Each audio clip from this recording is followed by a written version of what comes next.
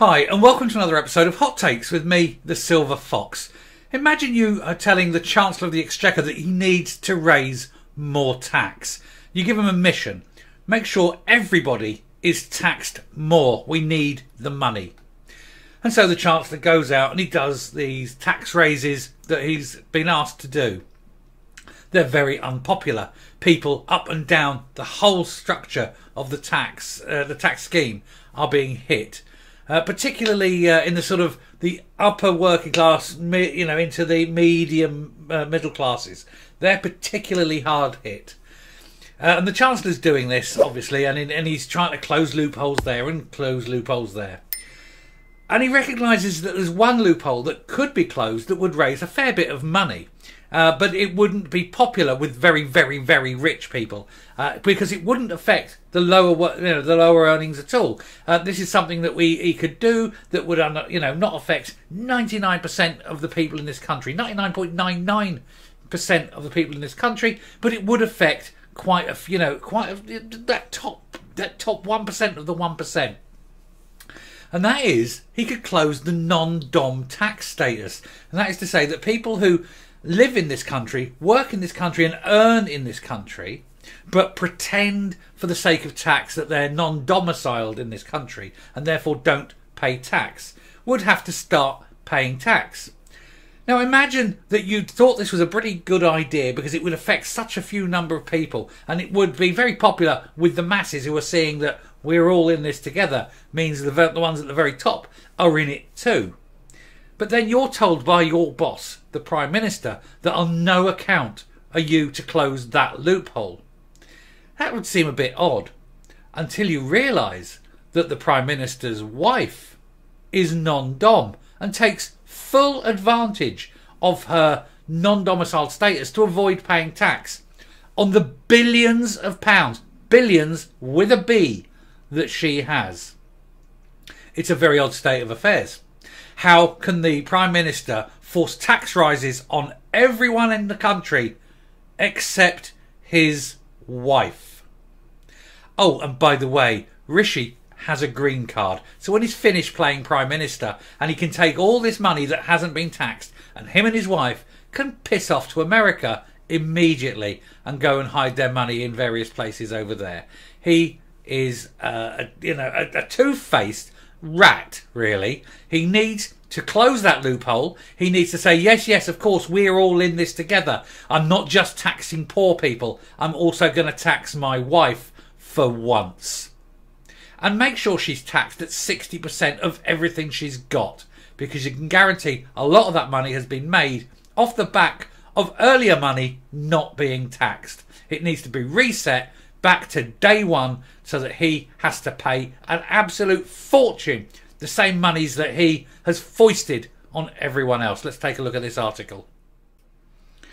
Now, I picked this up in the Herald. I was looking actually at an SNP thing a minute ago and I saw this come up and I thought this absolutely desperately needs a story, a video doing, because this affects everyone in this country. We are paying more tax than we should because the likes of Rishi Sunak refuses to tax his billionaire wife. Look at him. No wonder he can afford a nice suit. That was paid on the back of not paying tax on billions of pounds. He needs to account for this, close that loophole and pay his goddamn tax bill. This is an appalling abuse of privilege and power, and I am not very happy about it, and I suspect no one else will be. Let me just zoom that in a bit.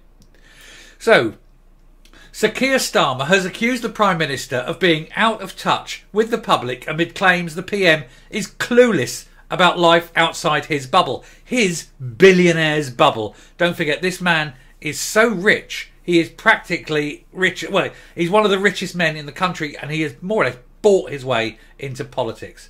The Labour leader attacked Rishi Sunak for protecting his beloved non-dom tax status and taking every possible opportunity to protect a tax avoidance scheme that has helped his own finances. Yeah, I mean, he has told Hunt not to change the non-dom schedule. He wants his wife protected from paying tax. He wants his money untaxed. This is disgusting. This man should resign immediately if he's not going to pay that tax. There's no way this man should be Prime Minister if he is not paying taxes like everyone else in this country. Speaking of Prime Minister's questions, Mr Sunak insisted the decisions being taken by the UK government are supporting working people. Well, they're supporting you, that's for sure. The working people in this country are paying tax and you're not. And you're benefiting from that tax. You're paid out of the working men's tax. And you're not putting it into your pot. Get off the pot or, you know, it's disgusting. This guy is earning nearly 100,000 a year off the public taxpayers' money while not paying tax himself. How disgusting is this? This man needs to quit right now. Sakir claimed that people are £1,600 a year worse off, questioning whether the PM is just clueless about life outside his bubble. Of course he is. The man has never seen a working man in his life. The man has lived in a world of wealth, of privilege. He's been privately educated. He was raised rich. He's never seen a poor person in his life. The only poor people he ever meets are the ones serving him.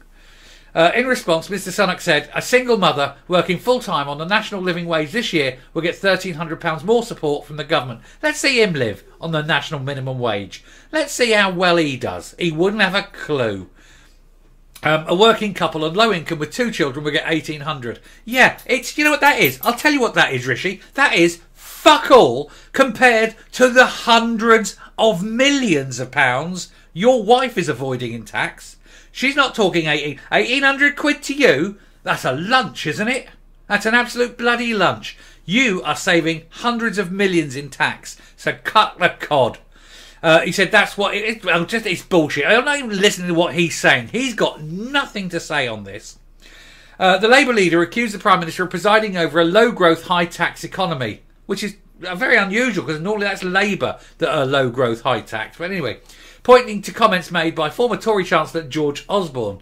Sakir said that former Chancellor not only said they're a bunch of Tory vandals, he also said there's a self-induced financial crisis on the country. That's what those vandals have done. They like to pretend it was all just 1 week of madness last autumn, but the truth is it's been 13 years of failure.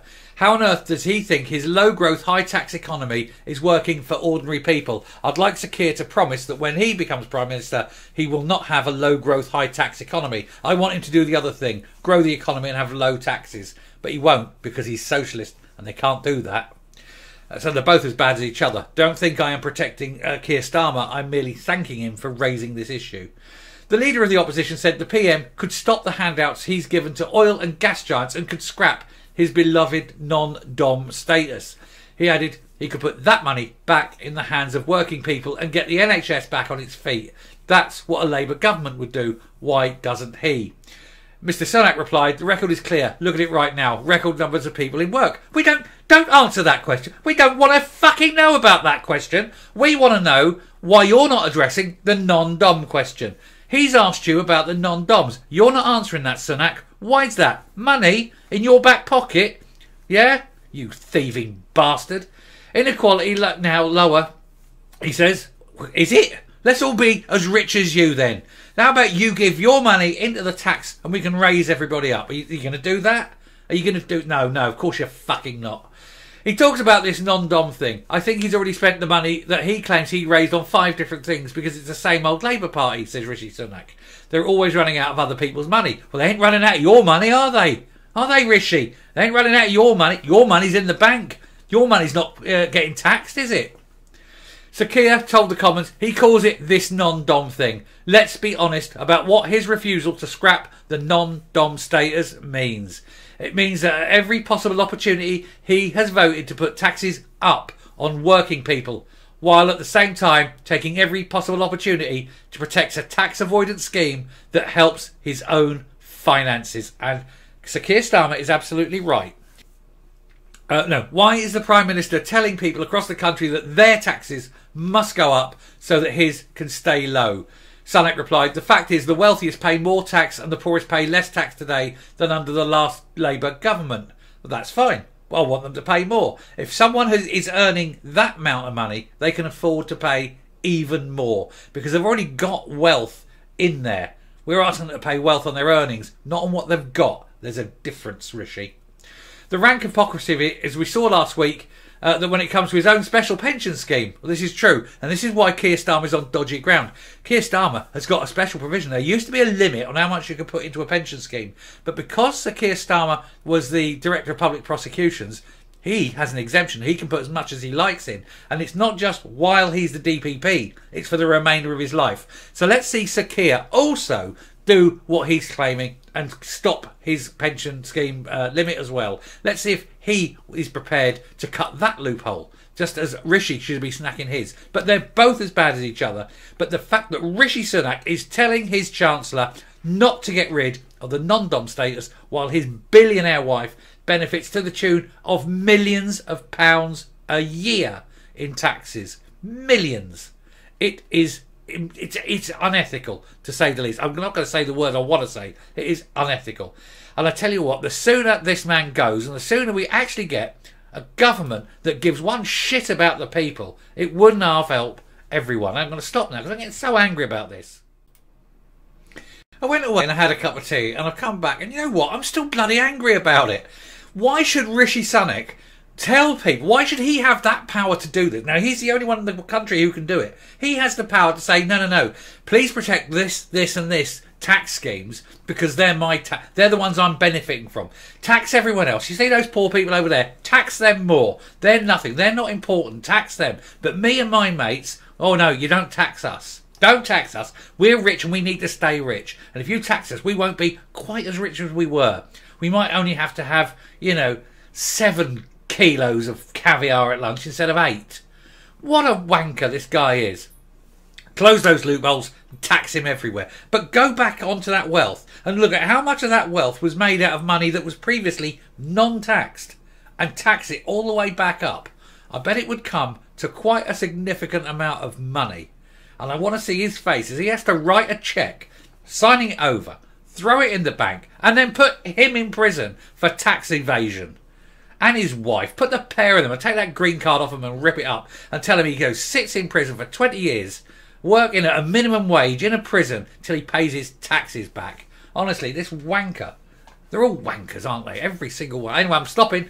I'm stopping because it's going to give me a bloody heart attack. Why are politicians all wankers? Anyway, thank you very much for watching. If you like what you're seeing here on the channel, please do hit that subscribe button down there right away, right now. Ring the bell.